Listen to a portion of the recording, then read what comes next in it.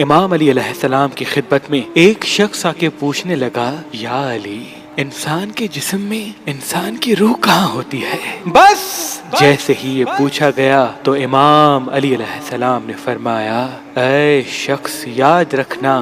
روح اللہ کا امر ہے اور انسان کے جسم میں روح کا اختیار دماغ کے وسیلے سے جسم پر ہوتا ہے۔ میں نے اللہ کے رسول سے سنا کہ دماغ کا وہ حصہ جو اوپر کی طرف ریت میں ہوتا ہے، انسان کی روح وہاں سے انسان کی رگوں، جسم، ہڈیوں اور گوشت میں گھومتی رہتی ہے۔ لیکن افسوس تو یہ ہے، انسان اپنے ظاہری جسم کو تو دیکھتا ہے، لیکن اس کے پس پشت جو طاقت اس جسم کو چلاتی ہے، اس روح کی طاقت سے ناواقف ہوتے ہیں۔ اے شخص، انسان کی روح کا اختیار صرف انسان کے جسم پہ نہیں بلکہ دماغ کے وسیلے سے کائنات کے ذرے ذرے پہ ہوتا ہے۔ اگر انسان اپنے دماغ اور روح کی طاقت کو جان لے تو وہ پوری کائنات کو اپنی طرف جھکا سکتا ہے، تسلیم کروا سکتا ہے۔ تو وہ کہنے لگا، یا علی، میں اپنی روح کی طاقت کو کیسے جانوں، کیسے بڑھاؤں؟ امام علی علیہ السلام نے فرمایا،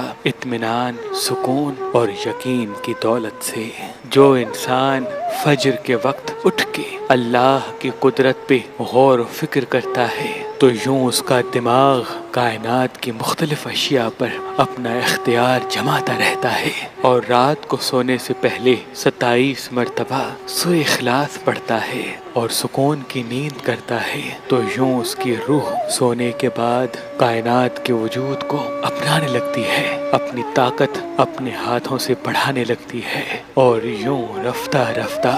روح کی طاقت انسان کے نزدیک واضح ہونے لگتی ہے، اور یوں وہ اپنے آپ سے مل کے کائنات پہ راج کرنے لگتا ہے، کائنات پہ راج کرنے لگتا ہے، کائنات پہ راج کرنے لگتا ہے۔